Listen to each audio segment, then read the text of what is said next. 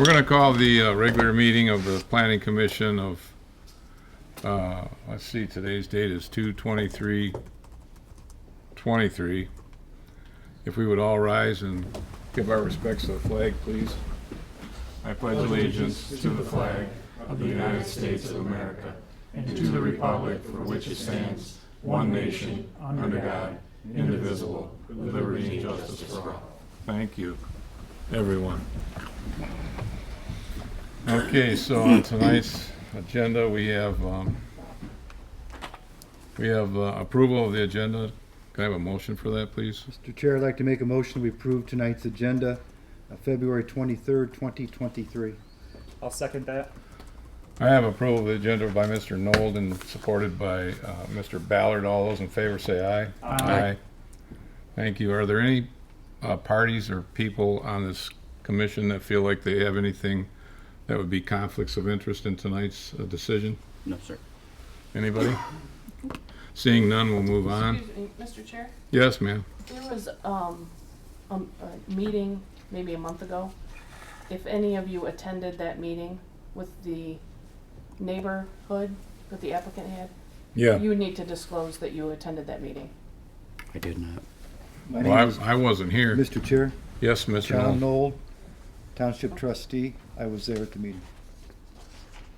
But you don't personally have any conflict of your No.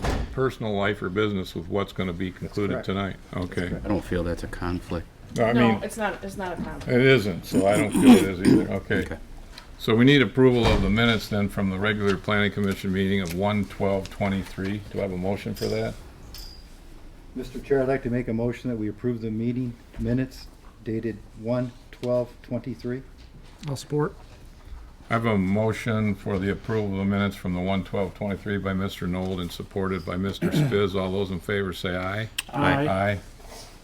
Are there any commissioners' comments before we start this public hearing this evening? No. I'm seeing none, so we're going to move on to public hearing. This is a public hearing for the purpose to receive public comments on the proposed zoning map amendment of two vacant parcels known as 0421-200-002 and 0421-200-005 from local commercial C1 to multiple family RM. The properties are located on the north and south sides of Market Street, east of Cedar Street, and west of Stony Lake Drive. So, oh, wait a minute. That's for the purpose of this public hearing. So, do we have the petitioner here? You're here. Would you like to put a presentation on of what you're doing this evening? Sure.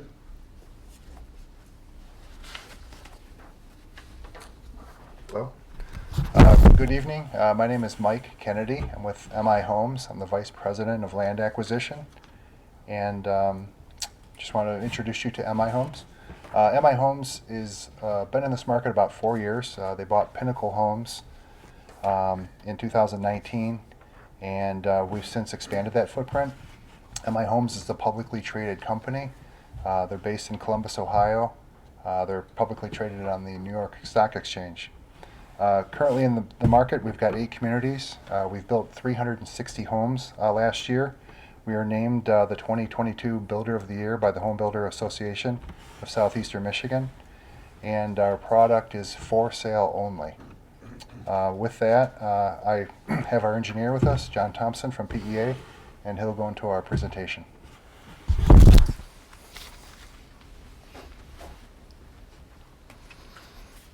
Good evening. Good evening. John Thompson with PEA Group, representing MI Homes this evening. So we're here before you tonight to discuss a conditional rezoning of the two parcels that you talked about.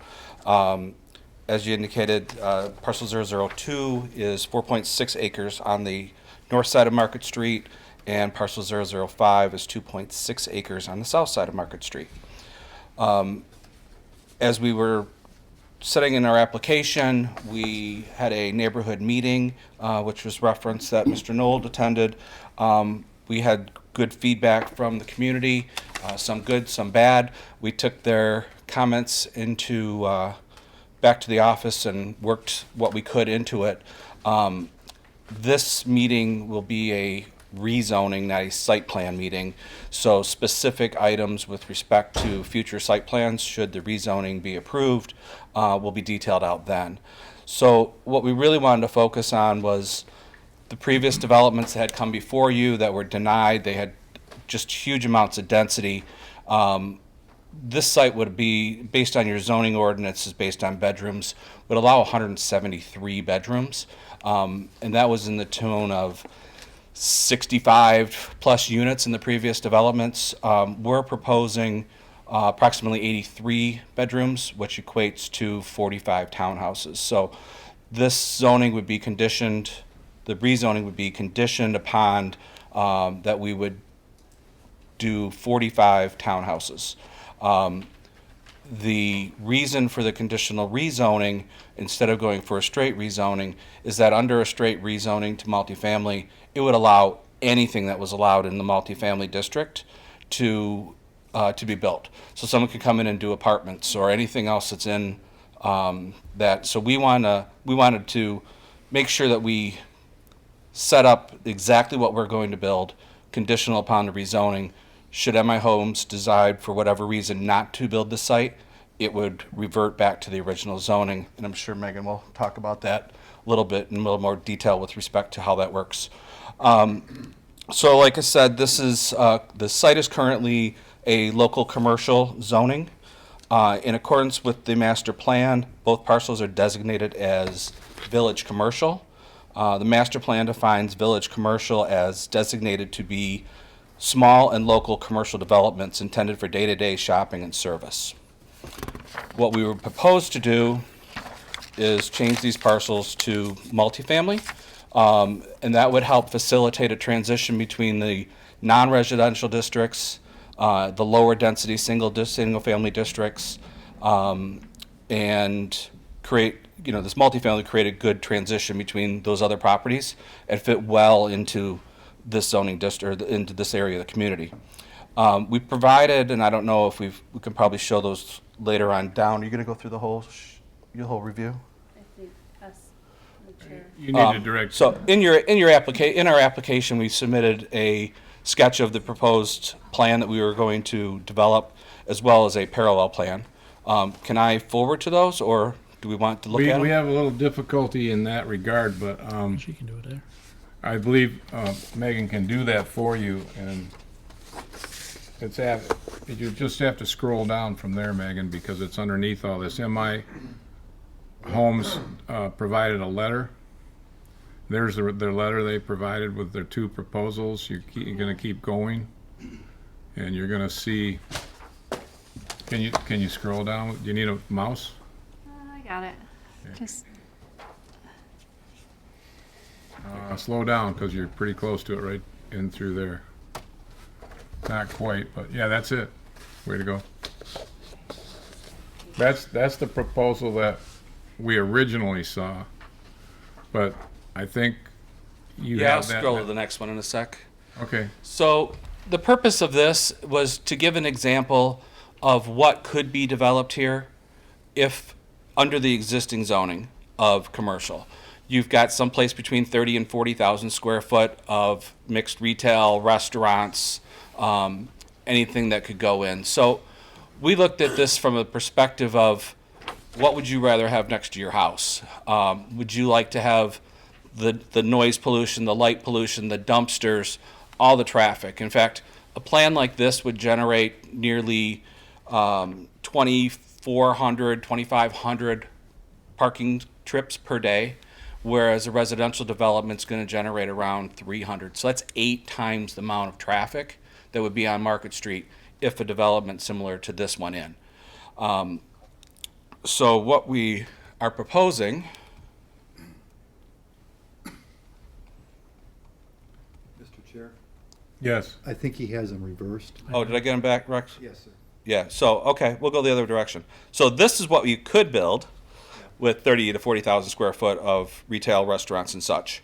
And instead, this is what we're proposing, Thank you. sorry, which would And I be, apologize to the public and to the petitioner, because I was not able to connect with my flash drive this evening to do all this, or I would be doing this for him while he was speaking, and we're using our consultant to help us along with this evening. So bear with us a little bit as we work through some of these pages. Appreciate it. Thank you.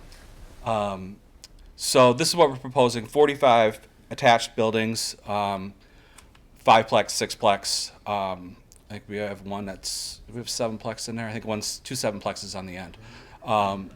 So this is our proposal that we would do, where we would use this as an exhibit to the rezoning agreement. So it gives you our commitment of what we're proposing to build. If we built anything different than what we're showing, we'd be void. So Would you say that last statement again, please? So this You sketch built- would be attached to the rezoning agreement. And this would say, this will say, this is what you're going to build. This is our commitment to the community that we're proposing to build 45 townhouses only. So anything else in the multifamily ordinance, we won't build. This is our commitment under a conditional rezone that we will build this plan. Okay. So that way you don't have the option. If we just went straight rezone, there's a huge laundry list of things we could build under the multifamily ordinance. A straight rezone would allow any one of those. Would you please state then the number of units that would equal? 45 units. Okay, so everybody heard that in the audience. I want that known. Okay, thank you. So what we wanted to look at was the zoning ordinance, the current zoning map, the future land map, and look to see, why hasn't this property developed in the last 15 to 20 years, and what would be more conforming than having a spot zoned commercial piece of property in the middle of a residential development. We don't see any of these other nodes in Waterstone. And in fact, we're having a hard time here in Oxford filling up our retail spaces. And we look at that when we go down M24 and we see a lot of changeover. We see a lot of empty storefronts. So we know that the traffic that's needed to support these retail businesses and restaurants we're not getting the traffic on M24 that we need. We're not getting the patronage that we need for these local businesses to support traffic on a highway, on a state highway. The viability of putting in commercial on Market Street, which is a local collector instead of a major thoroughfare, they won't get the trips. So this location is not a viable location. And I don't know, but my assumption is they had the idea that they would have a small commercial node in the middle of the residential, and it was a neat idea. We see that in a lot of the big developments where they'll have their own doctor's office and their own pharmacy and things like that within a larger community. And I think that was probably the intent when they originally put together Waterstone. But fast forward 20 years, it's not what they need. It can't be supported. So we felt that rezoning to a multifamily makes sense. It mixes in well with the other developments, with the senior center next door, with the other multifamily around us, and it's a good transition between all these areas. So it fits in well, unlike that parallel plan that I mistakenly shown second, which theoretically would be a lot of retail that's going to be a nuisance to the golfers, to the residents, and just doesn't fit. The planning people call this spot zoning, where you've put a piece of zoning in the wrong location. And this is what we're trying to see if you're in agreement that we would remove the spot zoning and put something in that would be conforming.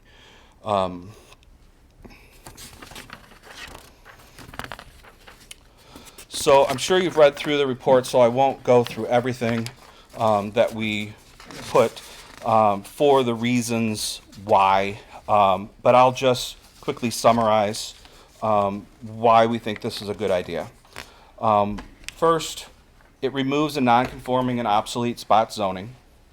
It creates a consistent residential zoning and extends the community along Market Street. 3, Multifamily dwellings are compatible with surrounding uses and zoning in terms of the environment, density, traffic volumes, aesthetics, infrastructure, and potential influence of the property values. 4, the Market Street is capable of safety and efficiently accommodating expected traffic values generated by the proposed number of multifamily units.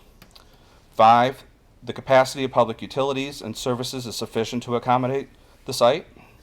6, there is an apparent demand in the township for multifamily dwellings in relationship to the amount of land in the city currently zoned and available to accommodate the demand. 7, the rezoning of the property does not unreasonably impact the adjacent properties. And last, the proposed rezoning would allow the site to be redeveloped in a manner consistent with the master plan and maintain the flow of residential community along the Boulder Point Golf Course, while eliminating excess commercial space within the community. With that, I'd be happy to answer any questions. Thank you, Mr. Thompson. I don't know that we have any at this moment.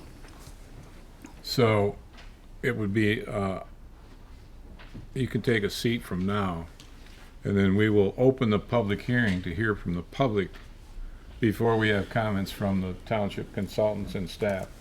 So I need a motion to open the public hearing. Mr. Chair, I'd like to make a motion, we open the public hearing February 23rd, 2023 at 7:17 p.m. I'll second that. I have a motion by Mr. Knoll to open the public hearing this evening at 7:17 p.m. and supported by Mr. Ballard. All those in favor say aye. Aye. Okay, now it's time for public testimony. If anyone from the public wants to get up this evening and speak in regards to this rezoning request. Is there anyone here this evening that would like to do that? Mr. Chairman, Yes, Mr. before we Bailey. get into that, I just want to clarify that they're given 3 minutes. Yes. Need to state their name, address, and when the buzzer goes off at 3 minutes, kind of wrap up, but let's not make it 4 minutes, 5 minutes. Well, I would like to also point out, if you could try to make sure that if someone has already said something that you were interested in saying, to not be redundant and completely say it over again. So as we work together to try and get through this evening, that would probably be beneficial for all of us, including the members that are here tonight. Okay. So I saw a couple hands go up over here, so let's start with these people over here that would like to speak first.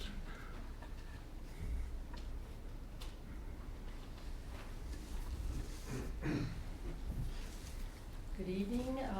Kitty Pugliese. I live in the Waterstone subdivision. Okay. And I represent the Bay Village Board of Directors in our community. And I was in attendance of the meeting that MI Homes put on for the subdivision. It was mentioned that they listened to the community. I would have to object to that because the community had objections to the number of 45 units being placed on the 2 parcels. Number one being that we really are not open to the idea of this type of a structure going on those 2 parcels, especially the lakeside parcel, being that it is premium real estate. And we believe that something much higher end with a lower amount or quantity of units be put into place. Kind of similar to what the Manors of Westlake did. He had the option to put in 100 separate units, but what he did was reduce the size of the units and have bigger lots, and now it's considered a luxury community. And I think we'd all agree that that's pretty much what's going on over there. We would like to stay concise and consistent across the board with that type of structure being built within Waterstone so that we can keep the property values as they should be. This is a protection for everyone. They're going to come in and build structures that are attached townhomes, condominiums. They'd be under the bylaws of condominiums. They will not have a basement. So that's very unordinary for the overall community of Waterstone because all of our homes have basements, even the condominiums that are within the community. Another concern has to do with the increase of the stormwater runoff volume going into Waterstone Lake. Most of us know, if you don't know, Waterstone Lake does not have an outlet. And so that lake is pretty much a big reservoir. It's a catch basin for all the runoff. And there's a lot of extra water being pumped into that lake from the surrounding communities. I know a lot of people don't know that, but I know enough to know that. So that is a concern because that contributes more fertilizers and whatnot into that lake, which cause growth for aquatic weeds and phragmites and, algae blooms. The water and sewer connection, this is another concern because we're going to have an additional 45 units hooking up to the water and sewer connection. Do we have the measurements of what kind of water usage and sewage is going to be flowing through what's existing now? And will this need to be tied into the new water line that's going to be part of what the township's trying to put in across on the east side of Market Street? I think it's called East Market Street. That's another concern. That's 3. Or close, if you can wrap it up real quick. Well, it's pretty extensive, our objections, so Is there another representative here for you? there is not. Did you have those concerns in writing? I do. I'll accept a copy, but I'm not going to read it completely into the record, but I'll do that for you this evening. So we give other people an opportunity to speak. I understand. All right. Would you like this now or Yeah, afterwards? sure, bring it up.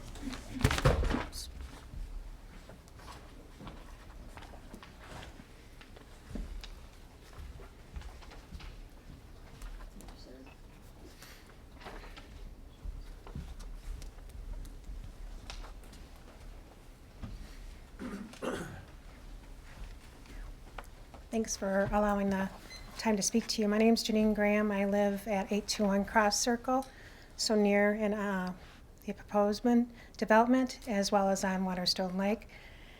One of the concerns was addressed that I had was that if the developer didn't go through with the proposal, that it remained the residential zoning, and then someone else would come in and put a multifamily unit dwelling there, such as apartments or whatnot.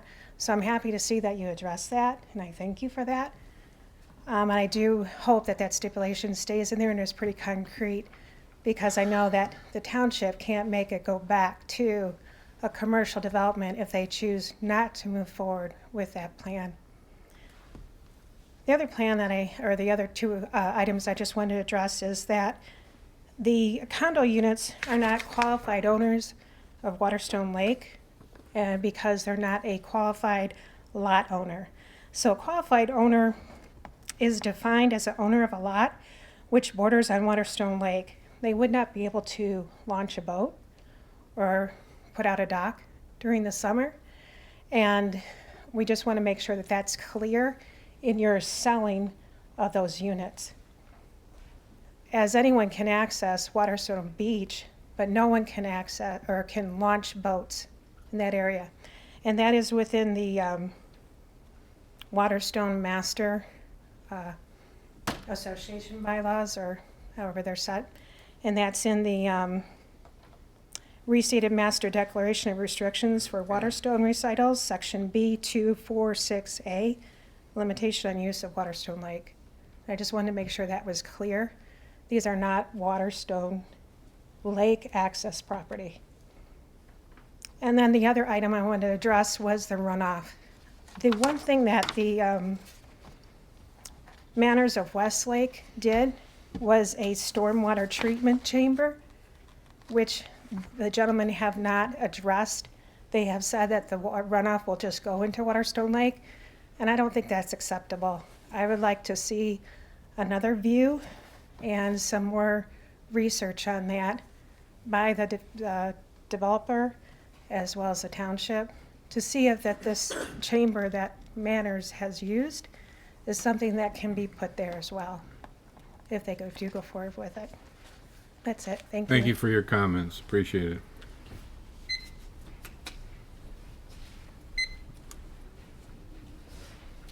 Is there anyone else at this time that would like to get up? Come up.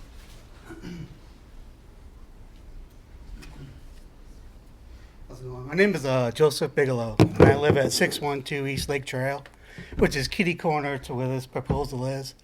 And when I walk out my front door, I see this every day. I live right across from the lake. And I moved here when I saw that property. It feels like a country setting, you know, up north type of feel. And that's what drew me and my wife to this community. I 100% do not support any houses being built there, especially with what the proposal says of having wastewater and unfiltered water getting put into this lake. My kids swim in there. I know my neighbor's kids swim in there, and it's unacceptable to have wastewater being put into this lake. It's just not. It's not right. It's wrong. So the only way that I know me and my wife will, and anyone in Waterstone that lives in this area will accept anything being put in there, because I've talked to over half the people that live on the lake access right across from me, is if it's homes that match or equivalent to what we have in property value, because I don't want my property value going down either today. And in these townhomes that they're talking about, it's unacceptable for us. We live there. We don't want our property values going down, and we don't want the community to go down as well. We enjoy where we live. I know people have talked about moving. We don't want to move. We don't want to leave this community. We love it here. You know, and some of the other things that I got. If anything, if you don't build something, and don't turn it to commercial either, build like a park, because I know a ton of us have kids, or build a dog park or something like that benefits the community. You know, and I work for the sheriff department as well, and I know traffic on these roads is getting horrible with speeding, all kinds of stuff going on with traffic-wise that we have to enforce. And I don't want any more people driving through here speeding and almost hitting my children or anybody else's kids. I see it every day. I don't want that. I want a safe community. You know, I've seen this stuff happening from the sheriff department. I've seen how this stuff goes. I don't want that here. I don't want kids getting hit, any more danger to anyone's kids or families. You know what I'm saying? I don't want that here. So with that being said, I just want to thank you all for your time and let me come up here and express my opinions. And I just want this place to be safe and for everyone that lives in this community, okay? Thank you. What Mr. Spiz pointed out to me just briefly, we would certainly never allow wastewater to go into a lake. Right. Stormwater sometimes goes into tributaries nearby, but no wastewater, obviously. So as a correction of that, thank you. I got a gentleman coming here, and I'll pop to you next. And some others on this side. Good evening. My name's Greg Graham. My wife spoke a moment ago, so I live on the lake as well. I was thinking about that property, and the comments that were made were that anything commercial would be, you know, very detrimental to the community with restaurants and traffic and things of that nature. I was thinking about that property in another light, and still commercial. We all have lots of things in our yards, and our bylaws are very clear that we need to keep them off the driveway, out of the yards, and in the garage. We don't have access to sheds or anything of that nature. So what a couple of us were talking about was, from a commercial standpoint, would be storage units that are easy to maintain, don't make an eyesore, but it would benefit the community as well, allowing people to keep a lot of their belongings in a unit and generate some revenue along the way. So I just wanted to just say that there's other options other than Taco Bell with a drive-through and all those kinds of things that people were thinking would be the only option that's available for that property. So I just wanted to mention that. Thank you. There was a gentleman over in the corner that had his hand up earlier, and I see other people too.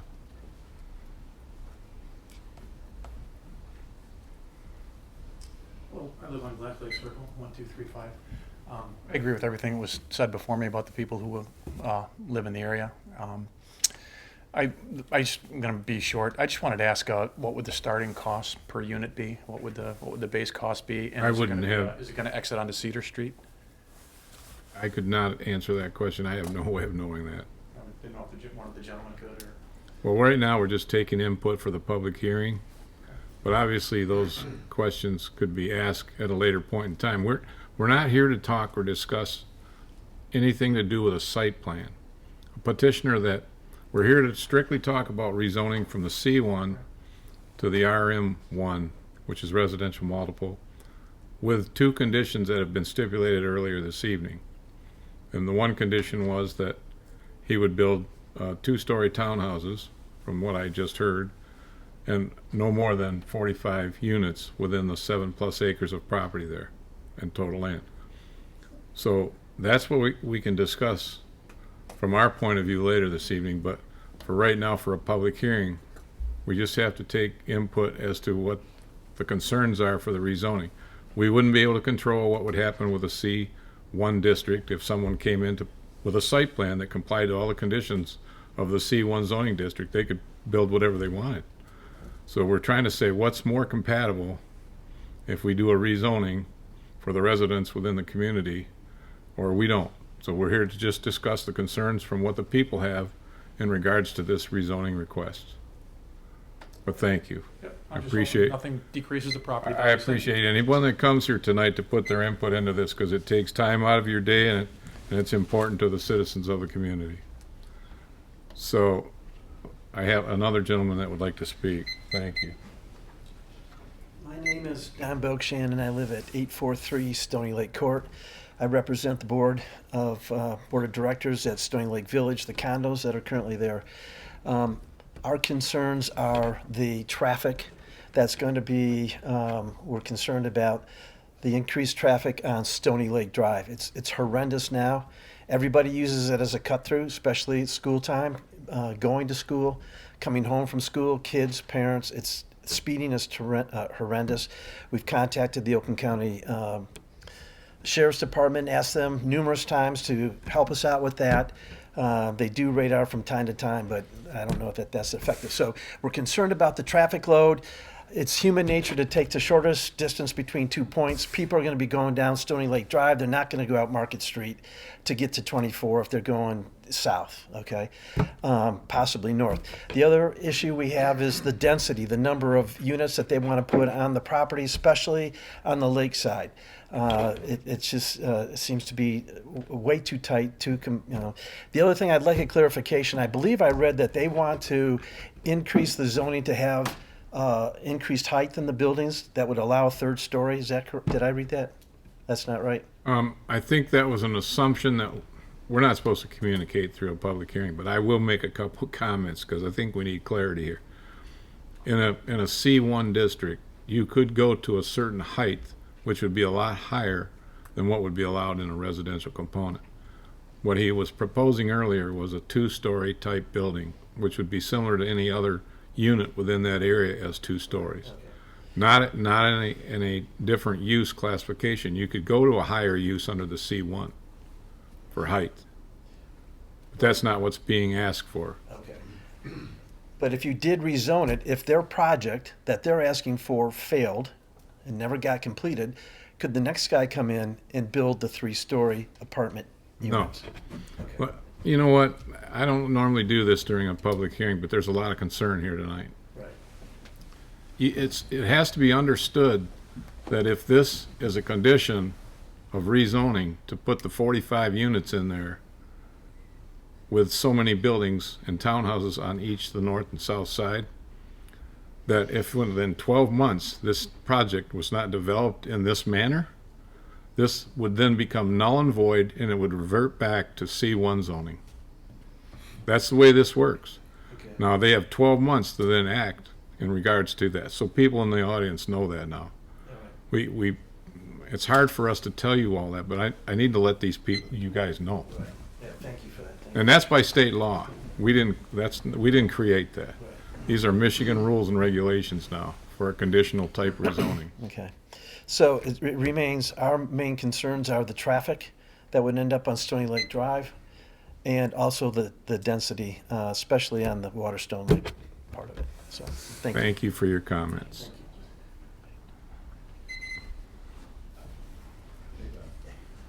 I'm in the same community with Don. My name is Ernie Ritterhouse, and I live at 150 Stony Lake Drive, of which he was speaking about. I've been there 3 years. I'm a senior citizen, as probably 90 to 95% of the people who own the condos in Stony Lake Condo Association are senior citizens. The traffic is horrendous. But if you do go through with this and the rezoning and the construction, do not use Stony Lake, a residential street, to bring trucks or any kind of construction equipment or anything down Stony Lake Drive, because it's the shortest distance, but it's, once again, it's a residential street, and at least have them go through Market, which is a four-lane street and much bigger. Keep that in mind. Thank you. Thank you for your comments.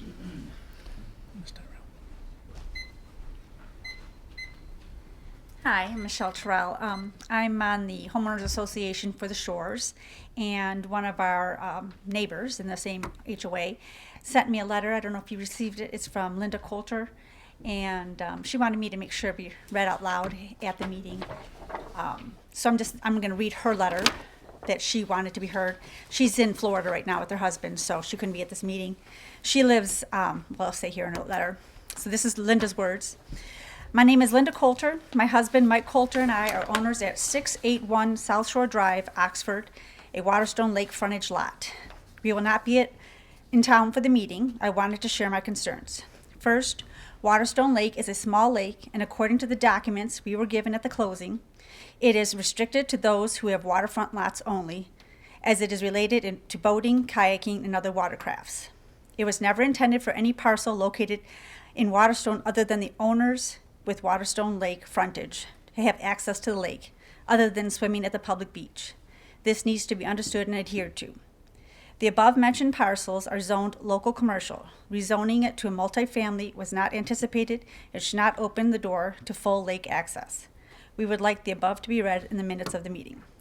So I know that one of our other people who came up here and spoke about the qualified owners and access to the lake with boats and such. I think she was referring to the same information here with that section of the Homeowners Association or the zoning, but Linda wanted that to be heard as well. In my personal view, I concur with what I've heard from other people saying we'd like the homes to look very much like what's already on the lake. I live on the lake as well. I live on 610 South Shore Drive. And my husband and I both are concerned about the number of people on the lake, the runoff from the lake, more boats, kayaking. We see a lot of boats and fishermen, and a lot of people we're not even sure have homes on the lake. They just bring their boats up to that spot now and put them in there. So it's not that big of a lake, and there are a lot more boats on it now, more than we've seen before. So that's a concern of ours as well. Our HOA is only 48 people, and we have both sides of that street. We have the golf course side and we have the lake side. We're 48. So what they're proposing is almost the same number in a much smaller area. So the density of people living in this new proposal, I agree with, is pretty high density. So just want to make sure Linda's letter was read. Well, I appreciate it. I did pass out Linda's letter to everyone here this evening because we got it yesterday. Mm-hmm. She wanted, I think, the rest of the... But you just saved us from reading it into the record. Okay, I didn't know if you're going to. Okay. So thank you. Mm-hmm. Thank you. Is there anyone else that would like to get up at this time? John Huff, I live at 587 East Lake. I am also a member of the Shores HOA board, located on the southeast corner of Lake Waterstone. I did really quick want to clarify, because I think it was brought up that this would be a two-story development under the RM proposal. However, page 5 of the document submitted by Carlisle and Wortman indicate that the RM proposed would include building height up to 45 feet, 3 stories. So I didn't know if there was a miscommunication or that document wasn't reviewed.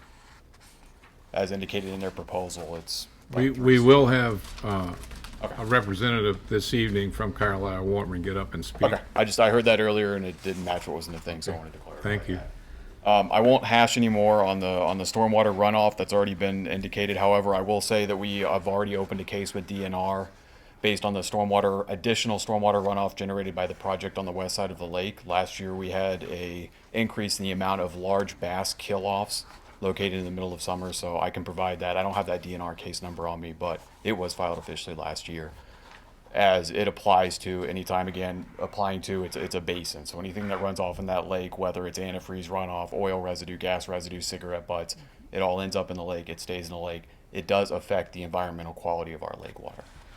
I want to go back to some of the other proposals. So under the rezoning standards that they submitted as they apply to special land use ordinance section 4.5, Section A says the proposed land must be compatible with adjacent uses of land in terms of location, size, and character, and will have no negative impact on adjacent property or surrounding neighborhood. I think many people have already pointed out that will, specifically property values. I looked at MI's construction for townhomes in the state of Michigan. They have 3 to 4 open projects right now with a square footage of 1,500 to 1,700 square feet and a starting value of $299,000. The average home value and size on Waterstone Lake is 2,400 square feet with an average home value of $675,000. There's a big disparity between those two numbers, so I don't know how that can be supported in Section A under 4.5, saying it will have no negative impact and also fit into the other community as it stands now. If we go into section, I'm already short on time, so I'll skip some of these. We'll skip down to subsection C under that same 4.5 standard. The proposed land use must not pose an unreasonable impact on the natural environment. Again, as others point out, if we're building an additional stormwater runoff drain directly into the lake with no mitigation or natural filter in place, I don't see how that can be supported or say that it won't have a negative impact on the lake. And then we'll go down to the number one, we'll go back up to number 1, which is the design, construction, operated, and maintained as to be harmonious and appropriate in appearance with the existing and intended character and general vicinity, and will not change the essential character of the area. Again, that entire area is now a natural area, right? Even though it's zoned commercial, as they've pointed out, it's been there for almost 20 years. Nobody's built on it. It's been a natural area. Bald eagles, turtles, whatever else is located on there, it would change that. When we look at the overall construction, again, there's not a single 3-story residence anywhere on the lake. There's not a townhome located anywhere on the lake, 2-story or single-story. So to say that putting in a 3-story or even a 2-story townhome won't change the complexity or the layout or the look of the neighborhood, that's not true. There's no other of those types of residences located on the lake. I'm out of time. I apologize. It's all in there. Appreciate your comments. Thank you.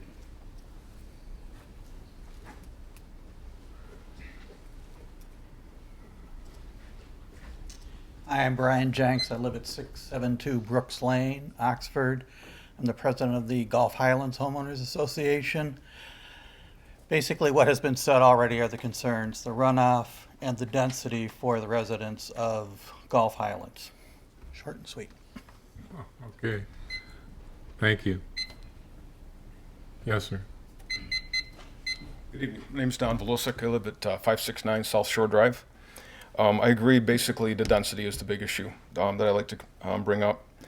The gentleman earlier mentioned, as I was reading through the documents that were provided to us, that if there was a change to the RM1, that it would allow a 3-story up to 45 feet tall.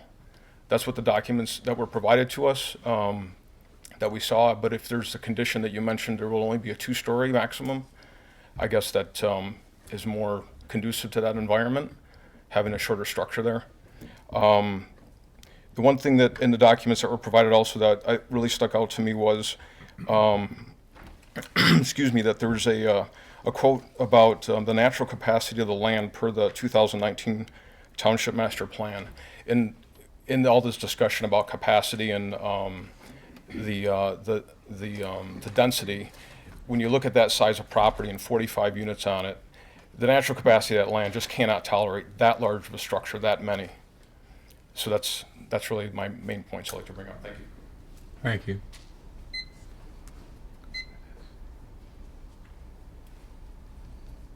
Is there anyone else? Oh, I see a gentleman in the back. Come on up.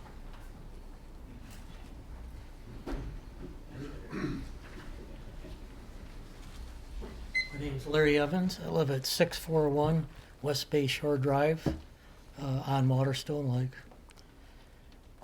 Almost everything I was going to say has been covered, so in the interest of time, I'm not going to repeat everything.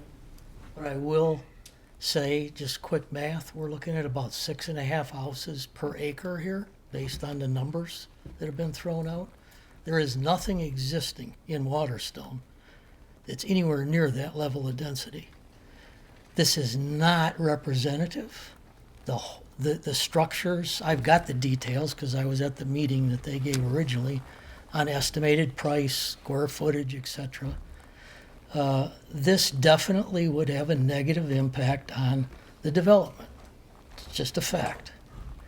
I also think C1 is getting a really bad rap. You know, we talk about it always with a restaurant. It's not likely going to be a restaurant, okay?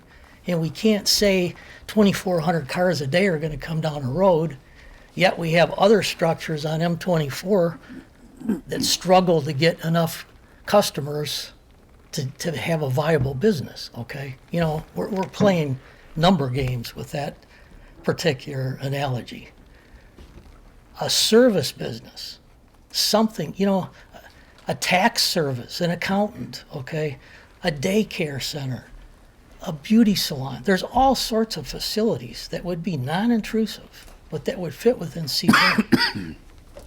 I really don't see that this meets the criteria for justifying a zoning change. But thank you for letting me speak. Oh, no, you're welcome. Thank you for coming.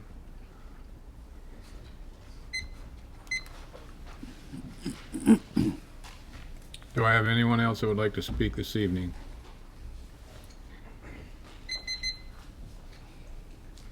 My name is Dan Lamazny. I live at 621 East Lake Trail. I live directly adjacent to the property. I think parcel B, the one on East Lake, on Waterstone Lake. My biggest concern, besides everything that was already mentioned, is just two high-density living homes adjacent to one another. We already have the senior citizen high-density living home right there. To place, as somebody already mentioned, another 45 units in that small place with direct access to the lake just seems asinine to me, and not very well placed in fitting into the community. The second big thing that I have a major issue with is just the property value. You know, me and my wife and our family uprooted and came here to set new roots here, and we invested in that property and we invested in Oxford. This is going to have a dramatic direct impact on us, where it would be causing us to uproot all over again, along with fellow neighbors of ours that we've communicated with and shared our concerns. So I just want that very well known. There's multiple families here that will be impacted both immediately and long term. Thank you. Thank you.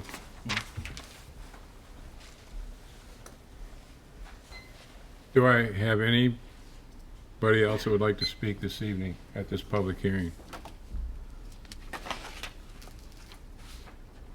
Well, seeing that I don't have anyone else that would like to come up, I would need a motion to close this Mr. Chair, I'd like to make a motion to close the public hearing at 7:48. I'll support. I have a motion to close the public hearing this evening at 8:48. And 7:48, sorry, I'm writing numbers down. Has it been that long? By Mr. Knoll and supported by Me. Mr. Spiz. All those in favor say aye. Aye. Aye. Okay, we close the public hearing. Now we need comments from the consultants and staff. So Megan, I think you're gonna probably be up first on the list. And if you wanna find yourself and put yourself up there, you're welcome to do that too. And I have some of the page numbers. You actually start on page 24. So, With your letter that you wrote dated 2/15 of 23. thank you. My name is Megan Masson-Minnock. I'm with Carlisle Wortman Associates. We're the planning Yeah, consultants. we need to settle down. For the township, I think the screens went off, so I'm getting to What just happened? the screens. sleep. Oh, it went to Went to sleep? sleep. It'll do that? Just when they get tired.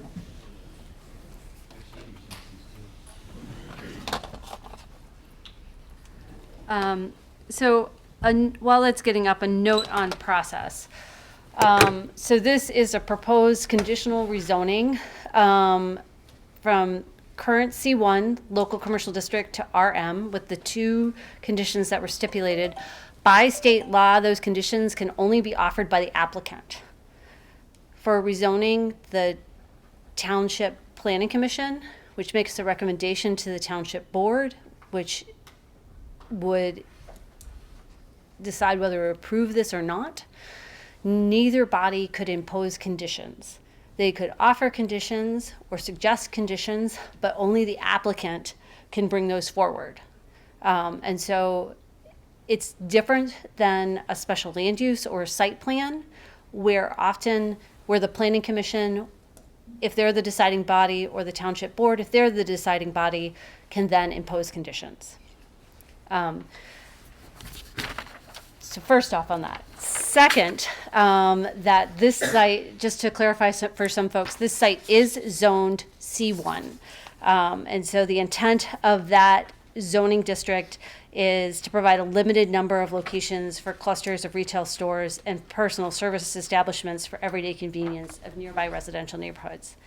It's proposed to go to RM, which is multiple family, and the intent of that district is to provide sites for 2-family and multiple family residential land, along with the uses that are compatible for a multiple family environment and customarily accessory to and supportive of those uses. Unlike a traditional rezoning where you're going from one district to another, with this as a conditional rezoning, the uses that are proposed are limited to residential townhomes and related structures and amenities. And that, again, that was per the voluntary conditions brought forth by the applicant. The C1 permitted uses are a long laundry list. They're on page 4 of our review letter. So you can see them there. That's going to be very hard for folks to read. A gentleman in the public hearing mentioned storage. So self-storage of some sort, that would not be an allowed use. That's not in the listing that's there, but things like professional office, a personal service establishment, a sit-down restaurant, retail uses up to 10,000 square feet, that's a permitted use. And so what that means is that if someone brought a site plan on either of those sets of property where that was a permitted use, it would be site plan, and as long as they met all the regulations of the township, it would have to be approved. Special land uses in the current zoning are things like a daycare center, funeral home, a medical or dental office, automobile convenience mart, and drive-ins, which were shown on the applicant's parallel plan. Those would require a special land use, and then the planning commission can then they have discretionary standards where they could deny. So it's harder to say it's harder to say no to a site plan than a special land use. But we're not at that phase. What you're looking at is a rezoning. And part of the time, one of the things you should look at when looking at a rezoning, whether conditional or not, is traffic generation. And what the applicant has said is accurate, that under the current zoning, and what they showed in their parallel plan, 45,000 gross square feet and strip retail plazas would generate over 2,400 trips on weekdays, whereas 45 single-family attached dwelling units or townhomes would generate 324 trips on weekdays and 394 trips on Saturdays. So as proposed, using the latest traffic generation figures, the traffic impact of the proposed rezoning would be far less than the traffic that would be generated by a commercial use likely. Especially if you're filling the site. I want to note, just for the public and for any planning commissioners who are curious, any one of these uses, if they came in, whether it's the proposed rezoning was approved or whether it was under the current zoning, if it generates more than 80 daily trips, they have to have a traffic study. And that's one of the things that would come in at site plan review. One clarification on the zoning, that under the current C1 zoning, the building height, that's the maximum, is 35 feet, 2 stories.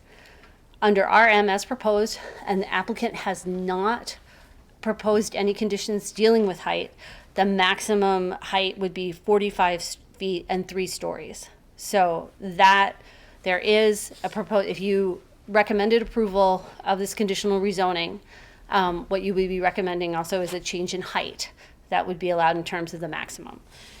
One of the things that you keep in mind is the master plan when you are looking at potential rezoning. And I'm going to scroll to the master plan map and hopefully can get it in the center.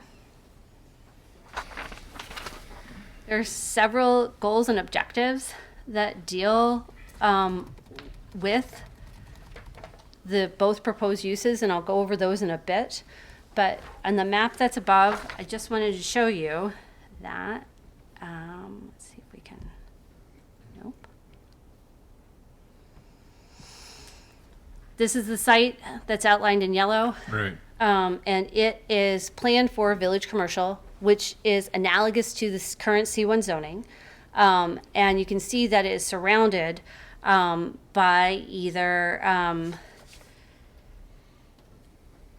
private park conservation on most sides, or village residential, which is 9,000 square foot lots, or multiple family high density. And that would be the senior living that is adjacent. That obviously wasn't, it's only a one-story buildings that spread along the site. So that wasn't built out to its full capacity under the future land use plan category or its zoning designation.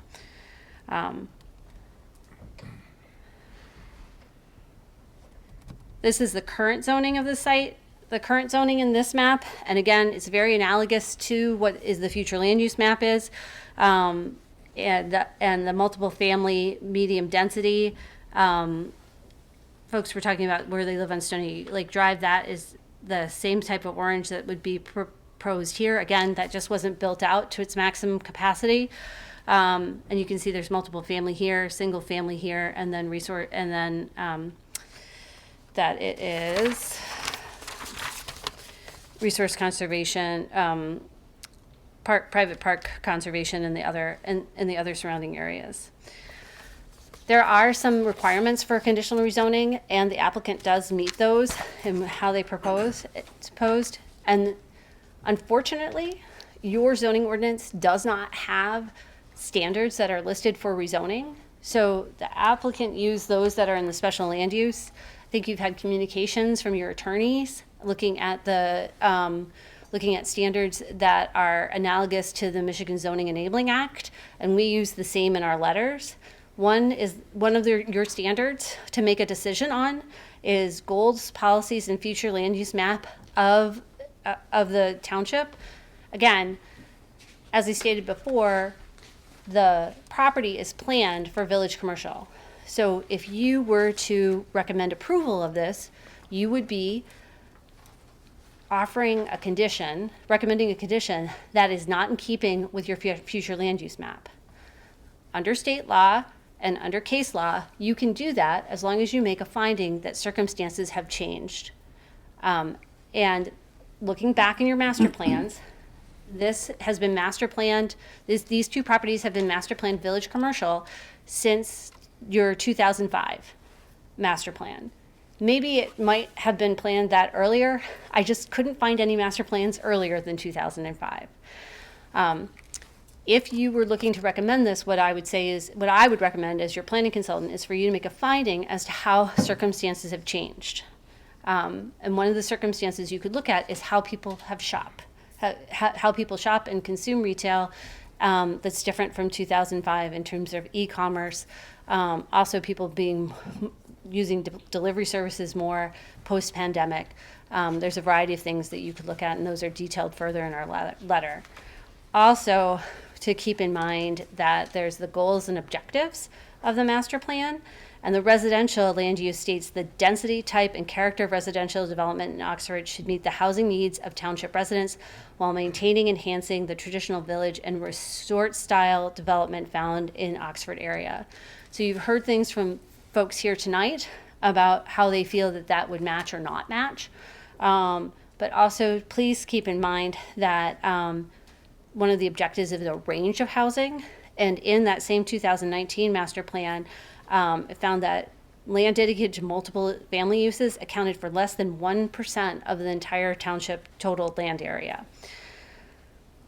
So this proposed rezoning could be seen as fulfilling that goal of the master plan to offer a variety of housing types in the township. Also, the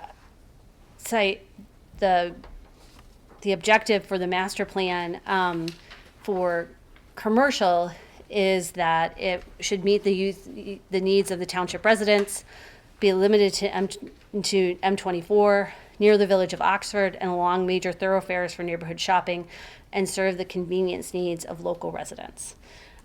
So again, really when you're looking at making a decision in summary, you have grounds to make a decision either way.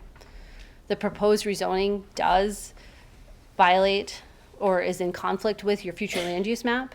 However, you could find that that future land use map for those particular two pieces of property is no longer appropriate due to how circumstances have changed. Also, another standard is the surrounding area, and basically what it says is the compatibility of the potential uses allowed in the proposed zoning district in terms of impacts on the environment, density, nature of use, traffic impacts, aesthetics, infrastructure, and potential influence on property values. You've heard input on some of those things tonight. Many of those things that have been brought up by the public also can be things that can be settled at site plan. The aesthetics of the building. I'll defer to the township engineer to talk more about the environmental impacts, but many of those things are things that could be taken care of during site plan review and not necessarily during conditional rezoning, especially when some of those items were not offered as conditions by the applicant. So I would be happy to answer any questions. Or else I can turn it. I just have one quick question. Yeah. And I read everything in your letter earlier today, but because you're using my flash drive right now, it's a little hard for me to bounce back and forth. But that's okay. Less than 1%? You said right now that would be the factor of what we currently have. That was in 2019 when you didn't. 2019 when that was taken. When you did an existing land use survey at that point. And then. It sounds like, in my opinion, that most of the reasons that we can't develop this property on Market Street as C1 is because we can't even develop the C1 properties on the M24 corridor. I mean, literally, the traffic that's on 24 doesn't even allow certain business to make it. We had a restaurant to start at one point in time and it didn't make it, and some other things. And we haven't really gotten anybody knocking on our door recently. So from a compatibility point of view, that's how I'm looking at this thing. Like, what's the best thing to put on 24 or versus Market Street? The applicant did provide information about vacancies along M24. Right. The standard phrase is retail follows rooftops. And so until there's a certain density of rooftops to support retail, the retail doesn't come. So the rooftops come first, and then the retail comes. In the late 90s and the early 2000s, in order to minimize strip development along busy roads like M24, nodes like this were often planned and zoned. But again, with circumstances changing in terms of how people shop, what we've seen from a planning perspective is that those long strips of retail and those neighborhood nodes often don't develop because of the number, because it doesn't have the density to support it. And often also in many communities where we work, those retail corridors are actually shifting to multiple use corridors where there's a combination of office, housing, and retail in order to fill in those properties. Because there's just not the demand for retail that there used to be. Thank you. Welcome. I like that. Is there anyone else that may have any questions for Megan? Not yet, he said. Okay. Would you do me a favor? Yes. If you just scroll down a little bit, you'll go right into a letter from the fire department dated 1/4/23. And I'll just, so that we can read that into the record.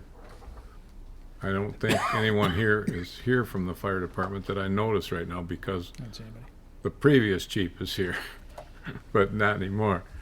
So I'd like to read into the letter of from the fire department dated on 1/4/23. The Oxford Fire Department has no objection to this proposed rezoning of parcel 04-21-200-002 and 04-21-200-005 from C1 to the proposed RM. And I think he means to the proposed RM zoning. And that was done earlier this year. Now, Mr. Sharp, if you'd get up and give us a summary from what you have with your letter, and your letter is dated, I think, even earlier from December 29th. Yeah, I believe that was the original one when the applicant was originally coming forward, and then they postponed it till this particular date. But yeah, you should be in receipt of our letter. It's dated December 29th. It's a rather short letter because at this stage it's primarily a planning issue, you know, from an engineering perspective. We're not diving too deep at this point, but there are a couple of comments in there, and they may address some of the concerns that the residents had previously brought forward. One of them is regarding the sanitary sewer, that both parcels are located in the Township Sanitary Sewer District, and there is adequate capacity to service these developments should they be rezoned. The same goes for the water distribution system. Again, there's existing water lines on Market Street of sufficient size that would be able to accommodate these developments should the zoning change be allowed. With regards to the storm sewer, there were comments regarding the use of pretreatment devices. Obviously, we will implement that, and there will have to be pretreatment devices installed prior to discharging into the lakes or the existing sewer systems that are there. But again, we're just looking at it from, you know, that 50,000 foot view right now. With regards to the pavements and so forth, the Market Street is under the jurisdiction of the Road Commission. So the existing approaches and the on-street parking, things like that are currently there. Any changes, modifications to that would have to be submitted to, reviewed and approved by the Road Commission for that. There was a comment also about construction traffic, and we have done that with other developments in Oxford Township where signs are placed that construction traffic cannot go down particular roads. So I think that could most likely be accommodated during the site plan review process. And let me see if there was anything else. Again, there's a couple of items with regards to the golf course cart path that would have to be worked out. That happened also in the recent Westlake development where the golf course just kind of encroached, so they would work that out with regards to, and also some sidewalks that Independence Village has done to connect everything. But again, that can all be worked out during the engineering phase. So other than that, if there's any questions, I'd be happy to entertain those. Well, I think you did answer a number of concerns that we had from people that got up from the audience. And it's important for me because I think there's, in my mind, I mean, there's 18 units proposed on the south side of Market Street, and the other units are proposed on the north side.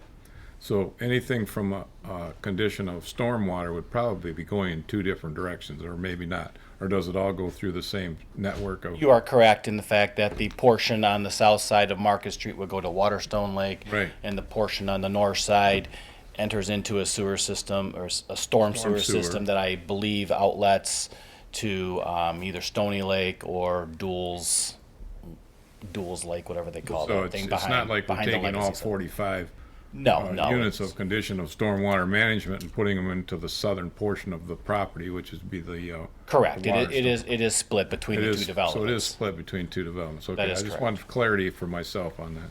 Yes. Thank you for the comment. Are there any questions from any of the members on the planning commission for Mr. Sharp? Do you want us to ask a question now or wait till discussion? If they're for Mr. Sharp, you might want to ask It's- them now. yes, Mr. But Chair. we still have planning commission discussion yet. Correct. Yes. Mr. Chair, can you elaborate a little bit on the filter system that we have talked about, other developments, how that works with the stormwater? So there's several ways to do it, but the most common way to do it, in order not to take up as much land, is to put in a pretreatment device in which the stormwater enters it's a device that circulates the water in there, and it traps the fines. There's only a certain particle size that's allowed to discharge out of that, so it traps most of the sediments, the salts, the silts, the oils, those types of things. So there's different sizes depending on how much runoff there is going to a particular outlet. And obviously, Mr. Thompson and of the PEA group, they're aware of those standards, and they would size it accordingly. In your professional opinion, how do you think those work?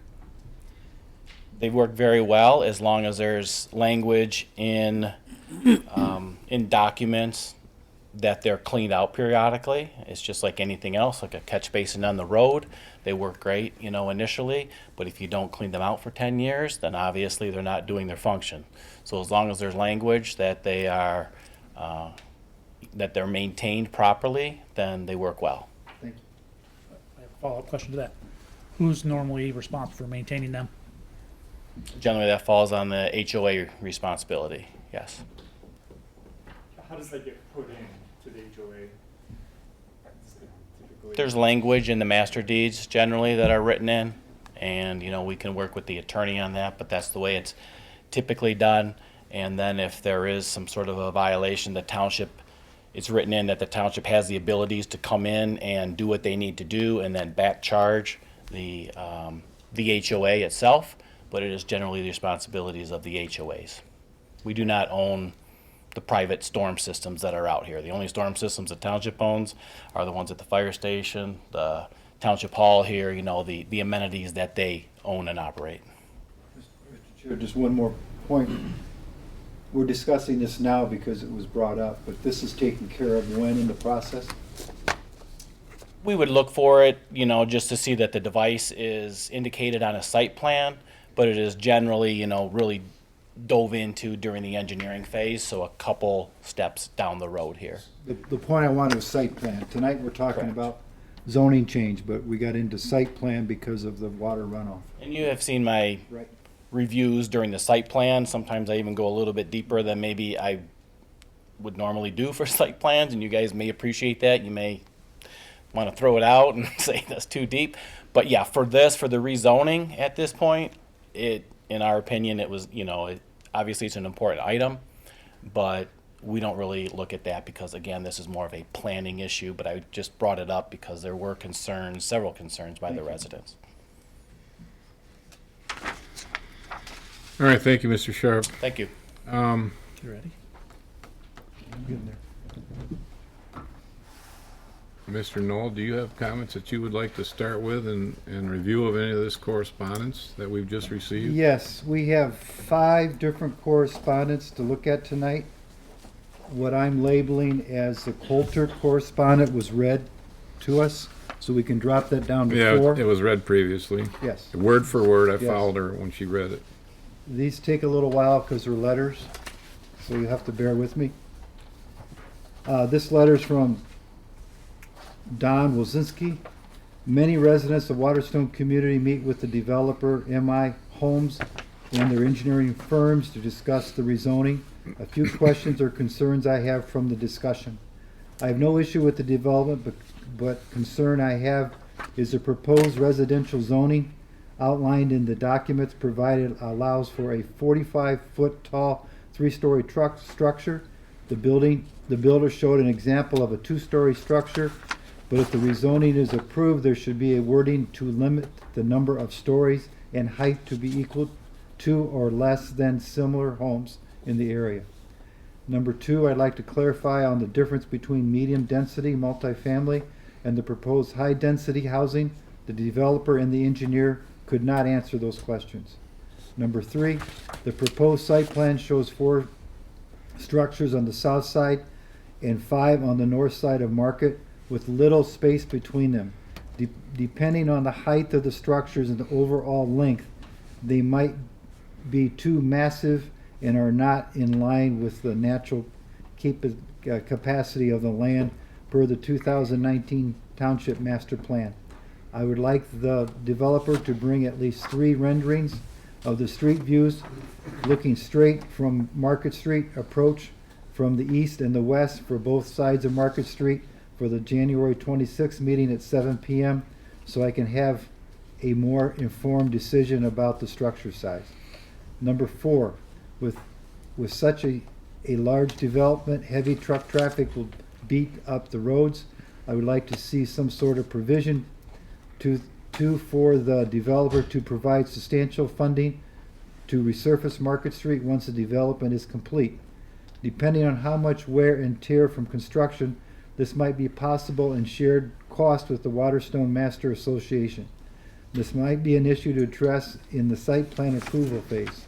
Number 5, if rezoning is approved, I would like to recommend an easement be granted for the existing paved walkway at the northeast corner of Waterstone Lake and the golf cart path on the 2nd and 3rd hole of par 3.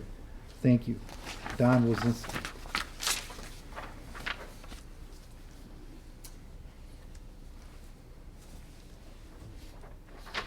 This letter is from David and Sherry Verbisky. It looked like Verbeek when I read it. For Becky. Verbecky, thank you. We're the homeowners on Bay Village of Waterstone residing at 1138 Cross Street, less than 300 feet from the subject property. We appreciate the opportunity to comment in writing to the proposed rezoning as we are out of town and cannot attend the meeting. We agree with the builder that the C1 zoning is no longer necessary or appropriate for the land on either the north and south side of Market Street. However, we strongly disagree with the proposed high-density development on this acreage for the following. 1, the proposed RM zoning is very broad designation creating a opportunity for many types of structures that are inconsistent with the neighborhood. Number 2, townhouses are significantly different type of structure than the rest of the 1,200 or so homes in the development. They do not fit in and will diminish the quality of the development in our opinion. Number 3, none of the homes in Waterstone are built with any close to the density suggested by the builder. In our mind, a townhouse development of this density bears the look of row houses found on the East Coast and will significantly affect the quality of homes of the Waterstone development. Number 4, I understand that the homes in Waterstone are resident site condominiums owned homes, in parentheses with a very limited number of rentals, close parentheses. I do not see any indication that this is a resident-owned condominium development, nor that it will fall under the rules of the Waterstone Master Deeds or bylaws, or will have their own HOA. Number 5, the land on the south side of Market Street is premium location on Waterstone Lake. There are 4 premium homes, perhaps with shared driveways, would match the high value of the land. They would be consistent with the other homes on the lake and particularly the new homes on the west end of the lake. An excellent fit for the neighborhood. Number 6, Market is a main entrance to the Waterstone community. Image driven in from, imagine driving in from Lapeer Road Clubhouse on the left, golf course on the right. A few homes on the left, all nice with matching lots, golf courses on the left. Waterstone Road gazebo on the left, golf courses on the right. Then 27 or so townhouses jammed in on the right north side. What were the planners thinking? Consider houses like those found in Bay Village that would fit this area, or duplex condos as found on Stony Lake Road instead of townhouses. Or townhouses just don't fit on this land. I understand that the owner/builder of this land wants an adequate return on their investment. There should not be this should not be accomplished at the expense of our community. We do not understand the We do not understand the zoning opportunities well enough to suggest an alternative zoning to RM. Please suggest an alternate change to this builder that would produce this for this land consistent with the Waterstone community as you have so artfully crafted.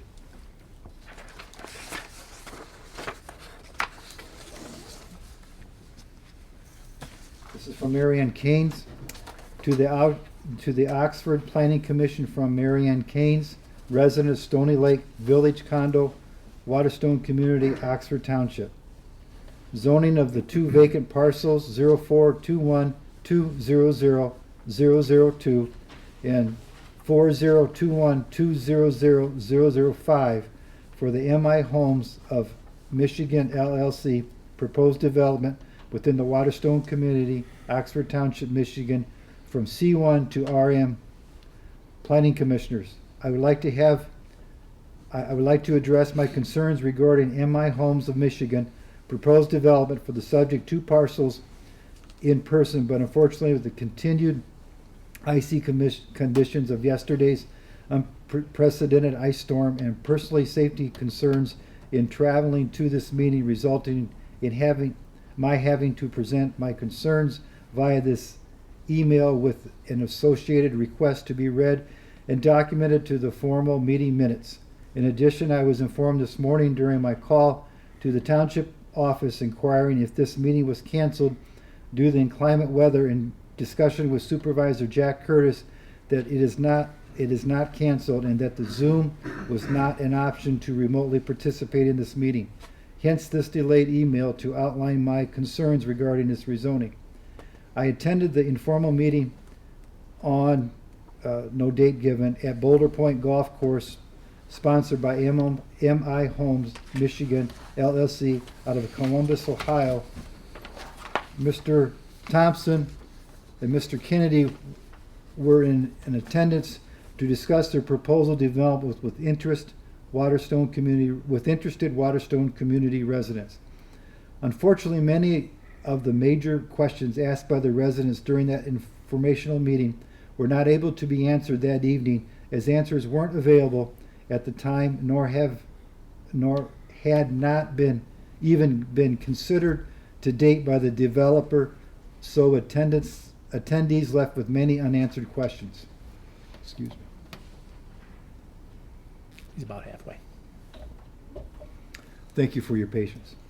I have personally attended and fought for previously 4 high-density proposed developments for these two parcels within the last 10 years, and each developer has part of their strategic presentation put the fear into residents on what the C1 current zoning can bring to Waterstone on those parcels, and this proposal packet does the same. Truth is, it currently isn't economical feasible for a commercial entity to build on these two limited-sized parcels split by a road, and that is why the parcels remain vacant to date, and Waterstone's residents have enjoyed this green space. Given this, the proposal has been the most realistic brought forth consideration to date.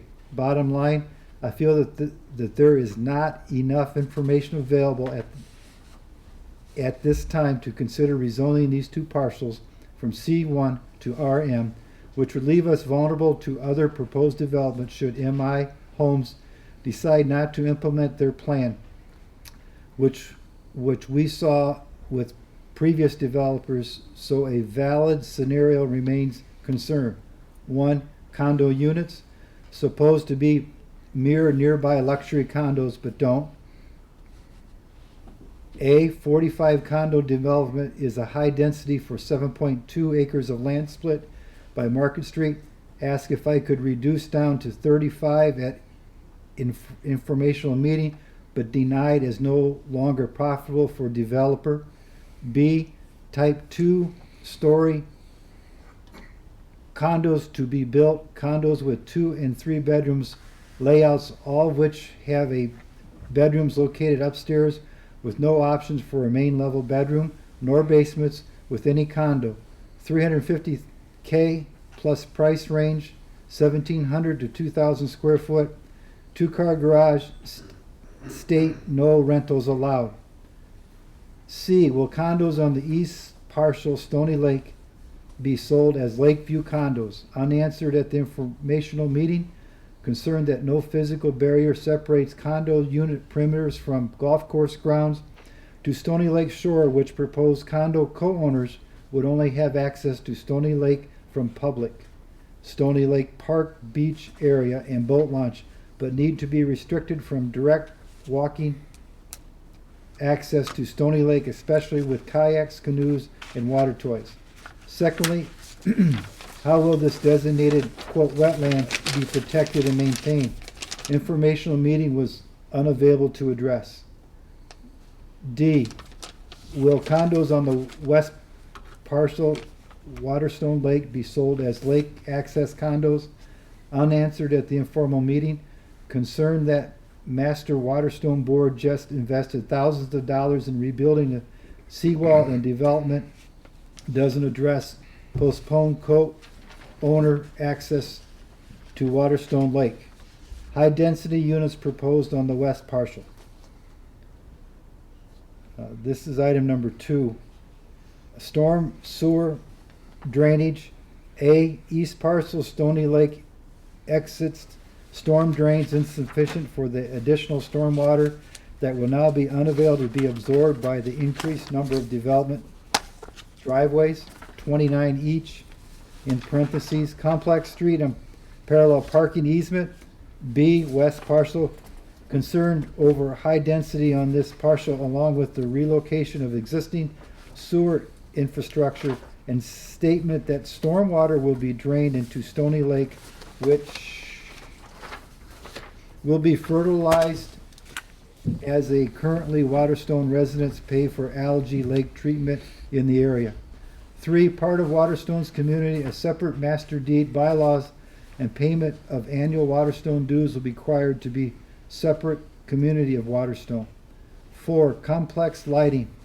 A concern about parallel parking spaces along Market Street as the exit Waterstone lamp lights along Market Street don't offer bright illumination, and with community gazebo across the street and traffic walking back and forth on the safety path to get to the gazebo area is a safety concern. When questions asked at an informational meeting, no additional lamp lights / lighting outside of the garage coach lights was planned, so parallel parking spaces wouldn't be properly illuminated and could encourage unwanted parking in the area. 5, confirm proposal. A, no curb cut, Stony Lake Drive. B, Stony Lake Village entrance off Market Street along with associated landscaping along Stony Lake Drive easements will remain intact. Number 6, establishment of construction equipment route and signage. A establishment of the Market Street only would be approved pathway for construction equipment / workers from the Lapeer Road, and that Stony Lake should never be used, and request MDOT to install associated signage at Waterstone entrance to enforce this approved route. Thank you for your time and consideration. Mary Ann Keynes, 149 Stony Lake Drive, Oxford, Michigan, 48371-6739.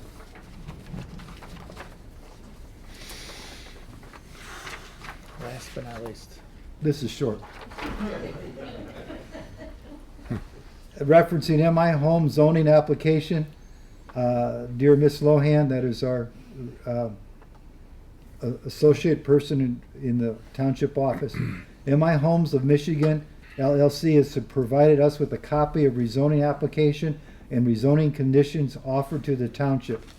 Please be advised that Oxy LLC, as the master developer of the Waterstone community, approves and supports the proposed rezoning of the subject parcel. Mr. Chair, I'd like to have these put into the minutes. I will give these to Susan after the meeting. Susan, do you have copies of all these right now, Karen? John has my copy. Okay, If so you want them. let me pass them down, just so they don't get lost. Do we need to receive and file or no? Mr. Chair, Yes, ma'am. if you want them attached to the minutes, there has to be a motion made to attach them to the minutes. I would look for a motion to be made to attach the letters that were written into record today to be attached to this evening's minutes when this meeting is concluded. I'll make a motion to attach the communication to the minutes. I'll support. I have a motion by Mr. Ballard and supported by Mr. Spiz to include the letters that were read into this evening's meeting to be recorded into the minutes of Mr. this Chair, meeting as it's concluded. point of reference, I think we'll include this one from Linda Coulter that was read by the resident. Not, I believe it's in this packet. No, it's right here. Oh, you have it, okay. I'm sorry. Well, there were 5 letters total Yes. read. Yes. That was received tonight. I know. So would you pass that on down? Oh, I had a motion. I had support. I need all those in favor say aye. Aye. Okay, threw me off for a second. Now, technically, we have commissioners' discussion for this public hearing. We've had review from all the consultants. We've had correspondence from citizens. People that would now like to make comments in regards to this proposed rezoning request are now able to do that from the planning commissioner's side. Is there someone that would like to have any comments to start with? Mr. Chair, I'd like to ask Megan Carlisle, would you tell us the process from here up to the board, please? So the planning commission would make a recommendation. You can make a recommendation of approval or a recommendation of denial. Technically, by the zoning ordinance, you could also make a recommendation with conditions. If the applicant chooses not to volunteer those conditions, then essentially you're recommending denial.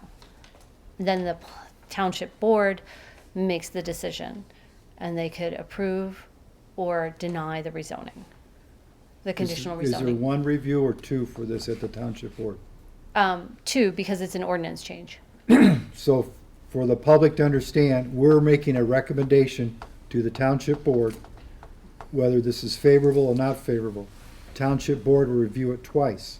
Have Yes, sir. 2 public hearings that the residents can come in and talk, and then the decision will be made at the township board level. Yes, that's correct. Thank you, Megan.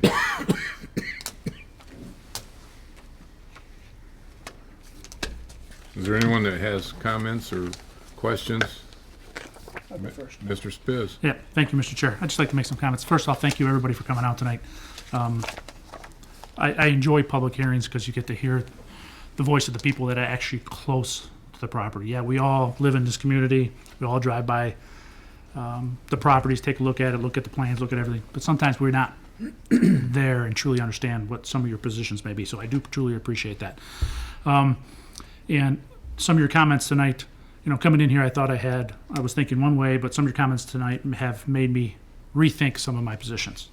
So I do appreciate that. So thank you. Mr. Chair, I'd like to ask, if I could, if the applicant has anything they'd like to add to tonight's meeting from what you've heard from the public or what you heard from our comments? Sure. Do you want to ask specific questions, or should I just? I'd just like to know if you'd like to add anything to the discussion that was brought up tonight. There were some things that could be suggested or not. Sure. Well, as we had stated all along, we intend to build a two-story product on this property. The building height is approximately 31 feet. To the middle of the roof line, it's about 25 feet. So it's no taller than a standard house.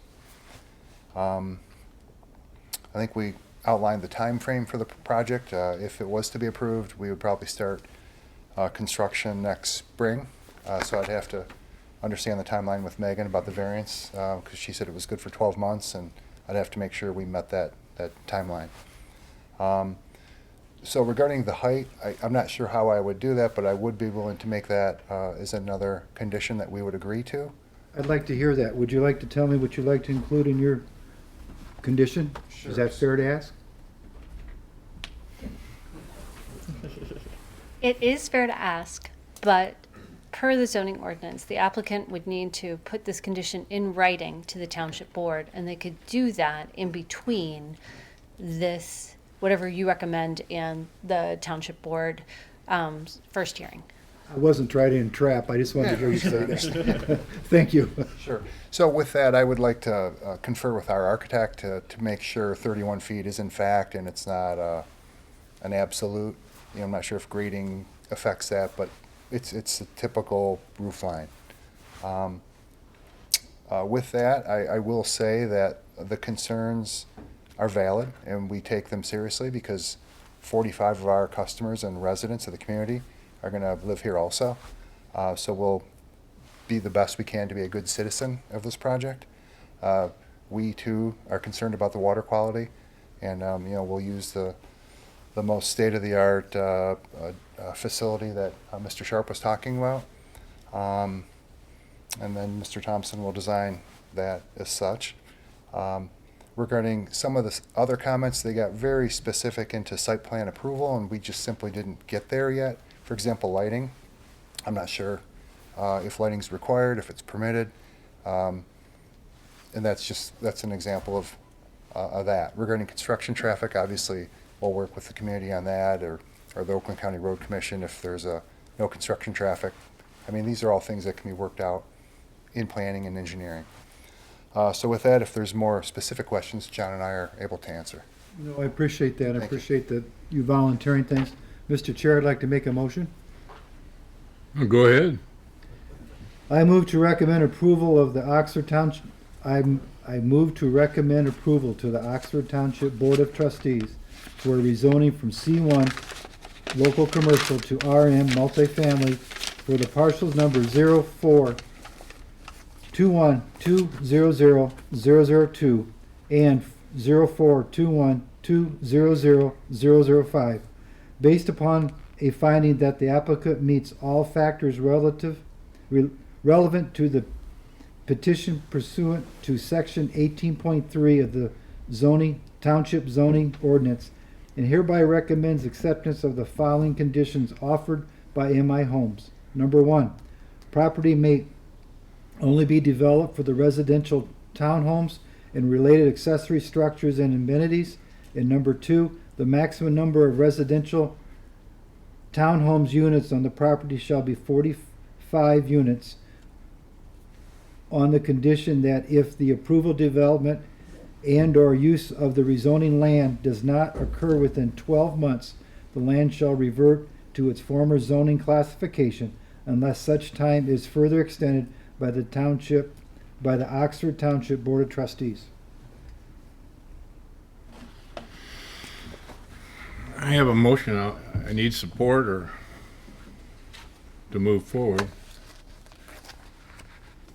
I have a motion. Do I have support for discussion? You have to have a second to have discussion. We can have a motion and we can have discussion on a motion, but if we don't have a second on the motion, then we don't have discussion on the motion. I'll second for discussion. So I have a motion by Mr. Nold. I'm not going to reread the whole thing, but it was a move to recommend approval to the Township Board of Trustees for a rezoning of C1 to an RM use with restrictions that the maximum number of units would be 45, and also the For the development of residential townhomes. And for the residential townhouses, and that this property then would revert back to its original rezoning if this development did not occur within the next 12 months. And there was more to it in the motion, but that's what I just got a quick remembrance of. And I have support by Mr. Spiz for discussion on this motion. Is there anyone who would like to make discussion on this motion at this time? Well, I have a little bit of discussion myself. It was hard. We took a lot of notes tonight. We had a lot of people here, and we have a lot of concerns. You wanna go But first, or you want me to go first? Up to you. I'll go first. Normally I don't. I know normally you don't, so that's why I'm asking. But, you know, that's why I'm kind of, and you may have similar concerns. But I look at the compatibility of the development, and I recognized a couple comments made by certain people. I know that through engineering and through the company that we have, that we would have a good handle on what I believe would be manageable stormwater in a way that wouldn't contaminate or do anything to the environment from that standpoint. So for compatibility of those potential concerns, I feel comfortable there. I did like the idea that the number of trips that would be utilized for residential on Market Street. I drive Market Street frequently myself. I stay off Stony Lake Drive because I've heard comments about people trying to ramrod through there. But I think the number of trips was quoted at less than 400 and could be as high as 2,000 if we had commercial use on the property. I think that's a thing of concern that reduces the factor of traffic management there. I think that this rezoning from C1 to multiple residential doesn't create an isolated or incompatible zone within the area. I think because we have some multiple duplex units on Stony Lake Drive, we have the Independence Village with higher density, multiple units there, and there would only be 18 on the south side, and the other 27 would then be on the north side of Market Street. I think the property could handle that with those numbers when I looked at the density components. And so from my opinion of what was established here tonight, I could support the property to be rezoned with multiple residential with restrictions. That's my comments. Mr. Spiz, would you like to make comments? Yes, thank you, Mr. Chair. A few comments. First off, I do have a little bit insider information on a traffic topic. Is there, in the very near future, there will be paving Dunlap Road all the way around from M24 all the way to right outside here, which should help with some of the traffic that cuts through. Should. Because a lot of people, I think, cut through to get around the village, so they'll be able to use that way. So that should help in the near future. That's just insider information. Second, I came in here thinking one thing, but after some of the comments, as I mentioned earlier, I've kind of changed my thought process slightly. And thanks to a few of your comments. Part of it is there's two separate lots. There's a lot on the north side and a lot on the south side. And the lot on the south side is, on the lake. And I happen to live on a lake, so I can respect the concerns of all the homeowners on the lake. And that's probably where my biggest heartburn is trying to put 18 townhouses on that side of the road on that lake. Is it fair to those homeowners around that lake? Is it equivalent to those homes on that lake today? I think not. Personally, if you want to do on the north side, that one I'm a little bit more open to. But on the south side, I really have a big heartburn on that because I really think to keep the aesthetics of the lake and the area of those homes on that lake, I really believe putting 17 townhouses there is not the right thing to do. That's just my opinion at this point. So as of right now, I am a no on this. Mr. Chair? Yes, Mr. Knoll. I'm a little exhausted from reading tonight, but I went to the meeting at Boulder Point and listened to you folks talk up there, took notes up there, and came back. A lot of the concerns if this were to go recommended to the Township Board and approved at the Township Board level, a lot of your concerns can be taken care of at the site plan. And I think that these folks will be very generous and very reasonable to work with. Mary Ann has talked a great deal in regards to things that need to be done in her letter, and so have you. I am concerned about the access to the lake on the south side. The property line does not go down to it.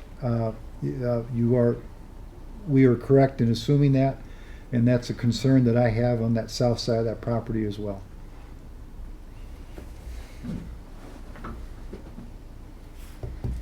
I guess for reference, I'm not looking your way, sorry if I. That's okay.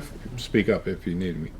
Do you know that property does not go to the lakefront? It does. Megan? It does, to the water's edge. That's exactly what the We- legal says on it. Because I don't know that specifically sitting here right now, that's, I stand to be corrected if I'm wrong, but Megan and I looked at the drawings this afternoon to confirm that it does not go to the, into the, In the past applications, in the one that was referenced a few years ago, I can't hear you. it was you know what, could you do me a favor if you would like to comment? Could you come up here, cause we could hear you better. sorry, I was slow. I know, but it's important to hear everybody right now. In the past application that was about 4 years ago, it didn't show that it went all the way to the water. So when I saw the rendering in the Boulder Point meeting, I was surprised to see that it did encompass and go to the water. I'd always go Mr. below the Chair, drawings. point of Point of order. record? Point of Order? order. Sorry. There is a motion on the floor. Oh, I'm sorry. We do have a motion on the floor. So, But I guess When there's a motion on the floor, there's no. public It's your- comment. It's your no motion public, to no public discuss. discussion. Right, it's only discussion amongst I'm ourselves. sorry. I'm just Can Megan concerned that I answer, don't Mr. know that Chair? it's, Yes, your consultant can answer. is it to the water? when looking at the survey, and I'm going to defer to your engineer because he's more skilled at reading those drawings than I am. It seems like part of the parcel does touch the water, and then parts of it do not. And where that high watermark would move is different. And so, I think there are several complex things at work here. Is that you have a master deed for Waterstone, which is not your purview to enforce, but it does affect the marketability of those properties in terms of riparian access or access to the lake. Then also, I think, so what I would recommend is in whatever motion you take to the board, that you also note that there is that in between, there would probably need to be some research as to what property rights that property has in accessing the lake. So that's clear to the township board when they're making a decision. That would have to be made tonight? In any motion that you made tonight, if you chose to make a motion tonight, you could table tonight as well. In any motion, whether it was recommending approval or recommending denial, that as part of that, I would recommend that you also instruct the township engineer and the planning consultant to research whether this property has access to the lake and that could allow the residents of that property to access the lake through boats, etc. So that way, that information can be gathered and given to the township board when they make a decision. I don't think you're going to find out that answer right now. I don't know, unless you had something, unless Mr. Chair, you would want Well, to that's why I add. brought it up, because it is of a concern of mine, but, I mean, I suppose we could amend the motion to make sure that if there are rights to the water from this development, I would want to know. So, I mean, but I'm sure the township board would want to know, so I just wondered if this motion could be made, that we could vote to make a recommendation to the township board, but then the township board in the interim would be able to find out if there was a connection of rights for the people of this property to the water. So I didn't know if we would have to amend our motion to conclude that. But you're suggesting that we do just to make sure it doesn't get missed. Yes. So, I think after, Mr. Bailey, do you have any comments you'd like to talk about before I forget where I'm at? Yeah, I'm kind of torn on this one because I drive past this every day and it is unsightly seeing it unfinished. I know 20 years ago when this was developed, the idea of putting retail in to accommodate the residents of Waterstone was a novel idea. But I mean, those days are gone. We don't need any more vacant retail spaces sitting like we have going up and down 24 now. So I really don't want to see that. But I'm also torn because, I mean, let's be honest. Unless you put some type of fence or barricade up, there is going to be lake access. There is going to be an increase of people using that lake, which you buy property near the lake, you want to use the property on the lake. My concern is what kind of clientele you're bringing in that's going to be flooding that lake when you've got $600,000, $700,000, $800,000 homes on one side and $250,000 to $299,000 on the other. I kind of agree with Mr. Spiz. I don't have a problem with it on the north side. I think you're asking for trouble on the south side, so I'm kind of leaning no as well. All right, we appreciate everybody's comments. I mean, Mr. Ballard, I haven't really heard much from you yet on this evening. I don't know if you have anything you want to say or not. No, not at this time. Okay, thank you. I have one question. I'm sorry. I just have to ask. Not until the motion's approved. Or denied. Or denied. Voted. It has to do with the Mr. Chair, I would suggest that rather than amending the motion, voting on an amendment, voting on the original motion, that if a vote should be taken on this first motion, whether, if it does not pass, Then we it's don't have, moot. then it's If mute. it passes, then you might want to make a second motion. I understand. Okay. Yeah. I think I'll call a question then because I think we need to vote and find out which direction this thing's headed. And I would like a roll call vote this evening, please. Okay. Spiz. No. Noel. No. Bailey. No. Ballard.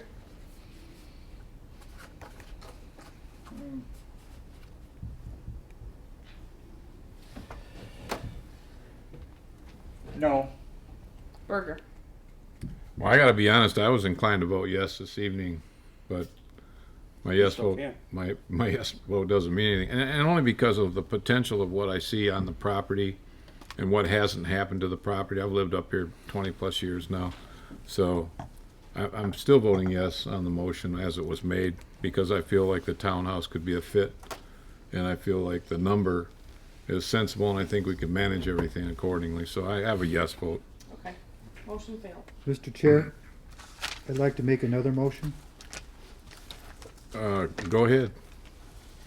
I move to recommend approval of the Oxford Township Board of Trustees for a rezoning of C1 local commercial to RM multifamily for parcels number 0421200002 and 0421200005, based upon a finding that the applicant meets all the factors relevant to the petition pursuant to section 18.3 of the zoning ordinance and hereby recommends acceptance for the following conditions offered by MI Homes.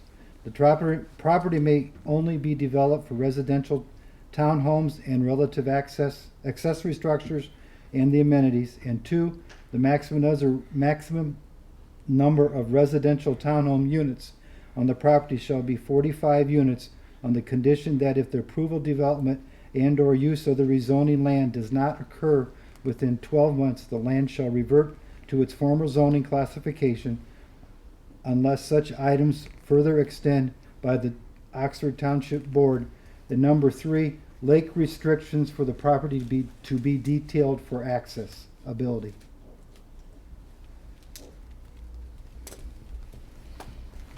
Well, I have a motion by Mr. Knoll. I would have to have support for this. I'll support. I have support by Mr. Ballard on Mr. Knoll's motion, so now this is a different motion with a small addendum from what was previously made. And I don't know, I don't think the discussion from the members of this planning commission are gonna change any, but if someone would like to speak up, please speak up now.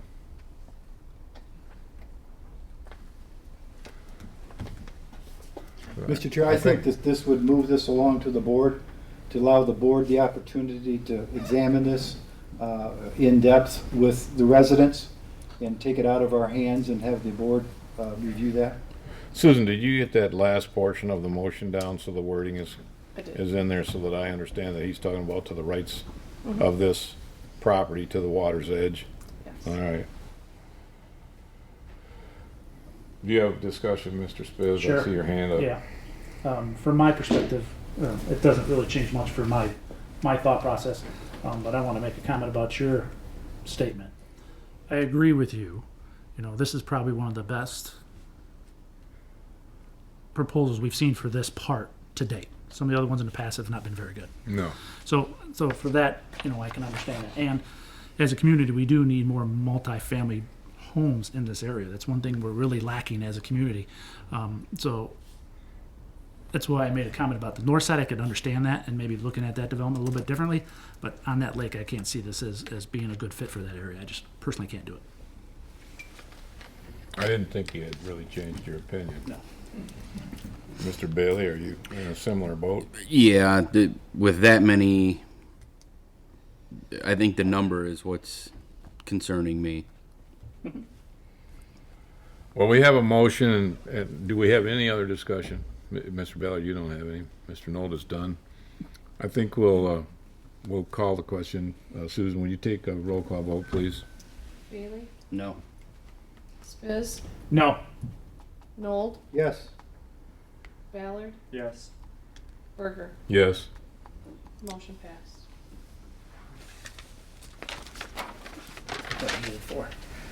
Well, I think what she's saying is because we have we have only 5 here, it passes by 3.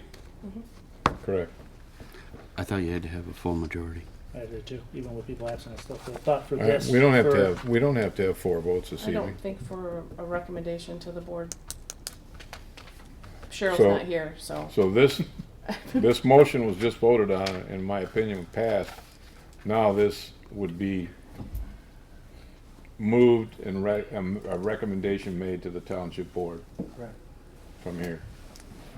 So we are done with our public hearing and we're done with our presentation for the classification of making a motion for proposal to rezone the C1 property to RM1 property with restrictions.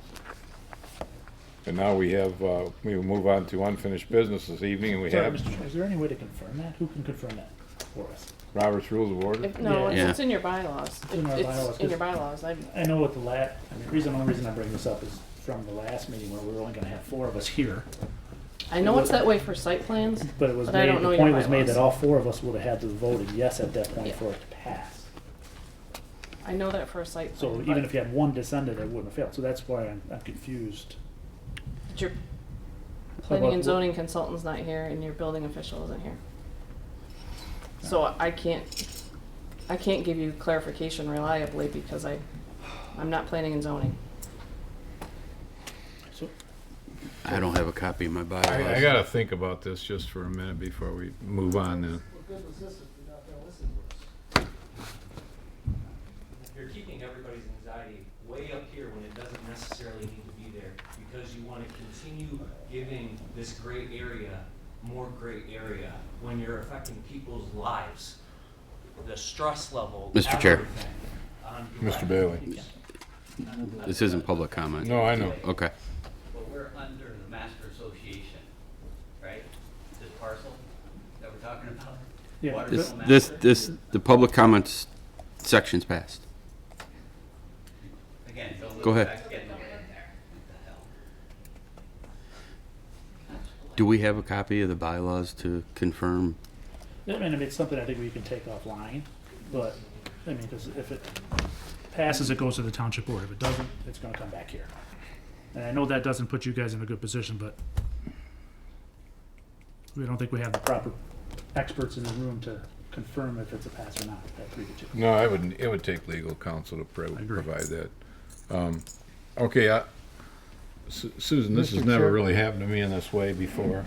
Mr. Chair, Mr. Knoll, do we need to make a motion that we have legal counsel review our proceedings of tonight and make a recommendation? that's what I was gonna state next, is that we could send this information to legal counsel, and then, Then I'd like to make a motion, Mr. Chair. this is an additional motion now. No, Right. we can't. The other ones are done. We're done with motions, correct, Susan? You can make another motion. You can make a motion, but it's an additional motion. You're still on that item on the agenda. Then I'd like to Right. make a motion that we forward, the township forwards tonight's proceedings of the planning commission dated February 23rd, 2023 to legal counsel to make sure that we followed procedure and recommendation for outcome on our vote. I'll support that. Okay, I have a motion by Mr. Knoll, and I have support by Mr. Spitz. Just for clarification, and the way I'm listening to this is, he's asking for our legal counsel to then look at the decision that we made with our previous motion, and that the vote that was cast because of the number of planning commission members here this evening was 3-2 in favor of the motion that was made, and we want clarification that that's an established motion or not. To determine if Verif- it's a simple to verify the motion is That's either correct. good or not. Yeah, I mean, well, I guess from my perspective, it is simple majority a pass. That's Or what does you're- it need four and I- approvals because we have two members that are absent? I agree. Which you I would agree. need, which So makes I- it 7, so you need 4 for a pass. For a super majority. Well, for a majority. So Susan, do you think you have that, the way that, okay, thank you. I'd like a roll call on that one too. Ballard, Yes. Nold, Yes. Bailey, Yes. Spiz, Yes. Berger. Yes, I definitely need that. Motion passed. Okay. Mr. Berger, may I make a general comment, please? You may. If you folks would be kind enough to sign the sign-in sheet, we'll do our very best with your emails to get information back to you as soon as we have information here. Thank you. Thank you, John. We have no unfinished business. We have no new business. And you have no And we have I don't know that we have any communications from any committees because we haven't had any meetings and we haven't had the committees established yet, and we're not going to have them until the next meeting date. So I think what we're looking for now is either the planner or the engineering firm. If they have any reports that they want to talk to us about, feel free to make comments and we'll go from there. I think earlier tonight I introduced myself to every one of you, but this is my first meeting with Oxford Township. It was unique. It was Yeah. unique. Well, there's always the next time. So I've been with Carla Wortman since 2017. I've been doing planning consulting for over 20 years. Myself and my colleague Alyssa Starling are the replacement for Zach Nichels, who was here before. You can feel free to reach me anytime. We've had several pre-application meetings in the past 2 weeks and have a couple of site plans that are in the works that will come before you eventually. Also, at your next meeting, you will be looking at zoning ordinance amendments that were asked to be done by the Township Board regarding co-location of recreational marijuana at medical marijuana facilities. So expect that at your next meeting and the first meeting in March. I'm happy to answer any questions and nice to So meet you all. marijuana's coming back at us, Marijuana is coming back at you. and they want recreational. Can I vote now? No, stop. To be co-located in it should only be allowed as co-locations with already allowed medical marijuana facilities is the proposal. Okay, thank you. You're welcome. Mr. Sharp, do you have any comments to make this evening?